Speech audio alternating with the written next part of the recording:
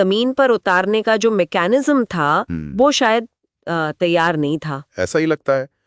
और फिर लोगों पर असर का भी तो मुद्दा उठा था। शायद मुख्यमंत्री रेखा गुप्ता ने भी कुछ कहा। जी हाँ, मुख्यमंत्री ने भी चिंता जताई। उन्होंने कहा कि इस फैसले से लाखों परिवारों की जिंदगी और उनकी रोजमर्रा की कमाई मतलब आजीविका उस पर असर पड़ रहा है।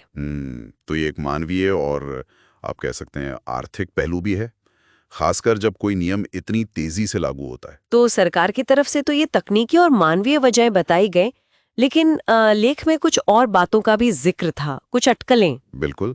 स्रोत में ये सवाल भी उठाया गया है कि कई ये फैसला सोशल मीडिया पर जो मध्यम वर्ग का गुस्सा दिख रहा था उसके चलते तो नहीं लिया गया। अच्छा। और या फिर दिल्ली में जो सत्ताधारी पार्टी है भारतीय जनता पार्टी, उस पर किसी तरह का कोई राजनीतिक दबाव तो नहीं था। हम्म। हालांकि ये साफ करना जरूरी है कि ये सिर्फ अटकलें हैं, जैसा स्रोत में बताया गया है, कोई पुख्ता सबूत नहीं। ठीक है। तो मतलब कई परतें हैं इस कहानी में।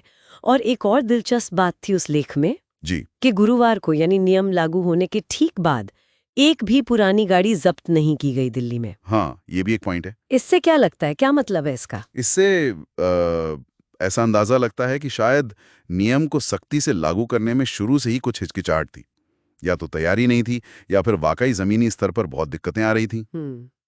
ये दिखाता है कि कैसे कोई पॉलिसी, चाहे वो पर्यावरण के लिए कितनी अच्छी क्यों ना हो, जी। अगर उसकी तैयारी ठीक ना हो या उसके सामाजिक आर्थिक असर का ठीक से अंदाजा न लगाया गया हो तो वो अटक सकती है। सही कहा। ये वो इंटेंशन और इम्प्लीमेंटेशन के बीच का जो गैप होता है ना, उसका एक क्लासिक उदाहरण लग रहा है।